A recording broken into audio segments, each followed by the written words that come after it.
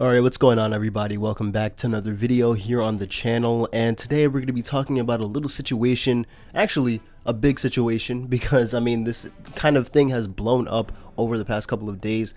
You might have heard that Kenshin has made a video pretty much exposing YouTube's racism and their favoritism. And if I had to sum up this entire kind of thing that I'm about to talk about in maybe like one picture, this would be it. The comment says, Kenshin had a hypothesis, Jack and Markiplier are now conducting experiments the scientific method. And so, you know, just to put a little bit more context into the situation, just really quick, if you guys are confused, like I said before, Kenshin, he uploaded a video really just talking about how one of his more recent videos where he played the mortuary assistant was age restricted. And so he talks to his YouTube rep about it, and then it got unage restricted after he kind of cross-referenced his video with Markiplier's video. And then when he asked to speak to somebody else, because obviously it wasn't just a robot who age restricted the video, it was most likely a human being that did it, and he wanted to know who exactly it was. And why did it take Markiplier, a white creator, to justify Kenshin's innocence? And so once that happened, the next day his video was re-age restricted and Markiplier's was too. So now something that's happening on Markiplier's channel, and I guess Jacksepticeye's too, because I guess he heard about the situation and wanted to get in on it, is that they're uploading these kind of adult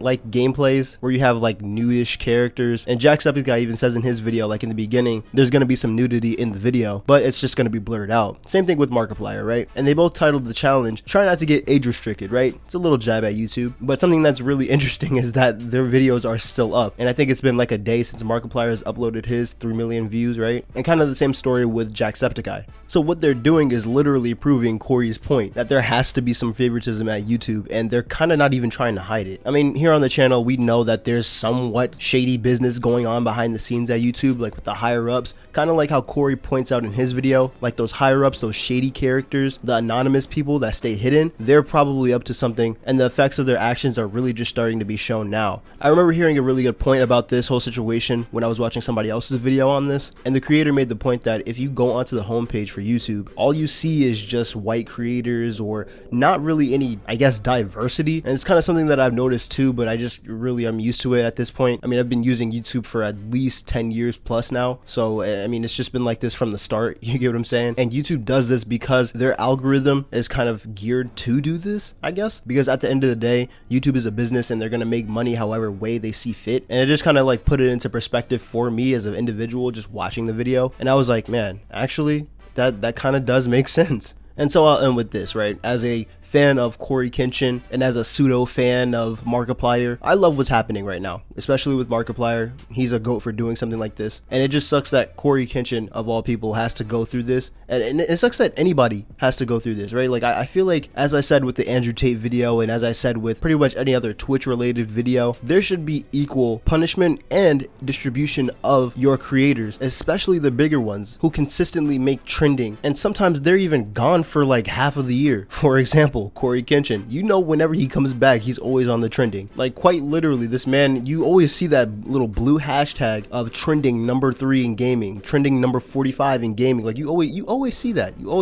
And like, yeah, I'll see Kenshin on the homepage, but that's because I'm subscribed to him, right? Like, and these are like his new uploads and stuff, so it only makes sense. But like if you go onto a new account and you just kind of go onto the homepage, it's just not the same. You know what I'm saying? Like you never see any black creators, you never see any Hispanic creators for that matter, and if you do, it's once in a blue moon. Those creators aren't consistently on the homepage, even though they might be trending more times than not. And I feel like if you're just like one of those big creators, right, no matter if you're black or white, it should honestly just be based on your subscriber count and if you make good content, right? Like this algorithm, maybe something needs to change with it, or maybe the people who actually handpick the stuff that's supposed to be on the trending tab should actually raise the point like, hey, you know what, maybe these creators who are consistently on the trending tab should be on the homepage just as much as Markiplier or Jacksepticeye or PewDiePie or anybody else, right? I mean, that only seems fair, and the better you do, the more recognition you'll get because you'll be on the trending tab and then you'll be on the homepage, right? Anyways, that's just my thoughts. Hope you guys did enjoy. If you did, hit that like button. I'll see you guys in the next one.